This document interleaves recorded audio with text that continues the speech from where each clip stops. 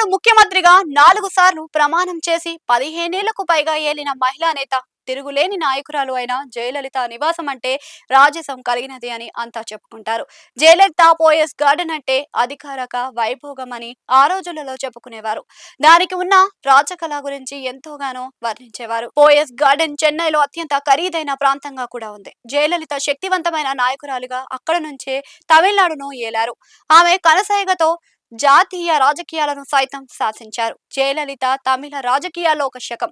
ఆమె ఒక చరిత్ర, ఆమె ఉన్న ప్రాంతం, ఆమె నివసించిన భవనం అన్నీ కూడా ఎంతో గొప్పగా ఈ రోజుకి చెబుతూ ఉంటారు.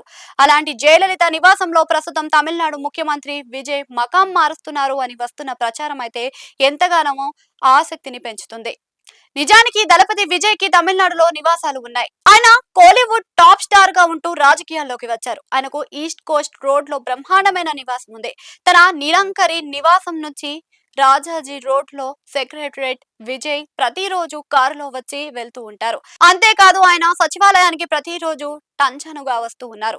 ఒక ఉద్యోగి ఎలా ఉదయం 10 గంటల నుంచి సాయంత్రం 6 గంటల వరకు సచివాలయంలోనే ఉంటున్నారు.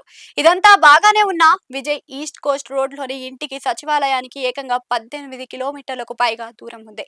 దాంతో ట్రాఫిక్ సమస్య తలెత్తుతుంది. ప్రతిరోజు ఇది సగటు ప్రజలకు కూడా ఇబ్బందిగా మారుతుంది.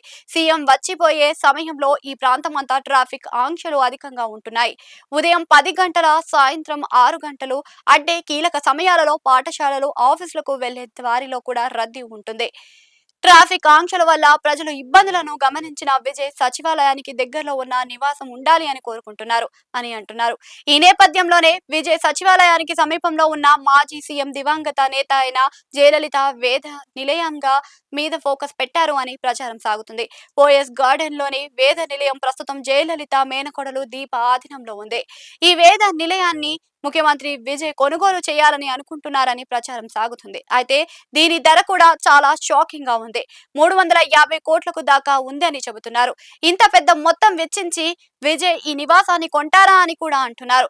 ఇదే కనుక జరిగితే సచివాలయానికి కేవలం 8 కిలోమీటర్ల దూరంలోనే విజయ్ నివాసం ఉన్నట్లుగా అవుతుంది అని అంటున్నారు. ఇదిలా ఉంటే పోయస్ గార్డెన్ అంటే చెన్నైలోనే చాలా ఫేమస్ గా చెబుతారు. ప్రముఖులు అంతా అక్కడే ఉంటారు.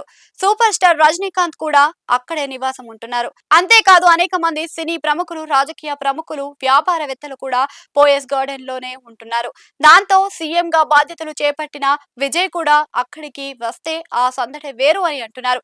ఏకంగా ముఖ్యమంత్రి ఆ ప్రాంతానికి వస్తే పూర్వం జయలలిత హయాంలో వచ్చిన రాజకీయ కళ మళ్ళీ 10 ఏళ్ల తర్వాత వస్తుందని అంటున్నారు. జయలలిత 4వసారి సీఎం గా ఉంటూ 2016 డిసెంబర్ లో మరణించిన సంగతి తెలిసిందే. ఇక విజయ్ కనుక పోయస్ గార్డెన్ కి మకాం మారిస్తే రజనీకాంత్ కి పొరిగింటి వారు అవుతారు అని అంటున్నారు. రజనీ నివాసం పక్కనే వేద నిలయం ఉంటుంది. గతంలో జయలలిత తన అధికారిక కార్యాలయాలతో బిజీగా ఉన్నప్పుడు అక్కడికి వచ్చే వారితో ఫుల్ టైట్ గా సెక్యూరిటీ ఉండేది.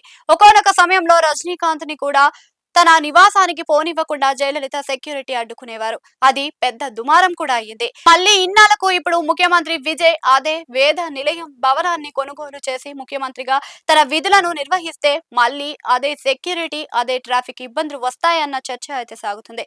ఇదిలా ఉంటే పోయస్ గార్డెన్ కు విజయ్ మకాం మార్చడం అన్నది ఎక్కడ అధికారికంగా సమాచారం అయితే లేదు. ఇదంతా ప్రచారంగానే సాగుతుంది. పలు రకాలుగా దీని మీద గాసిప్స్ అయితే వస్తున్నాయి.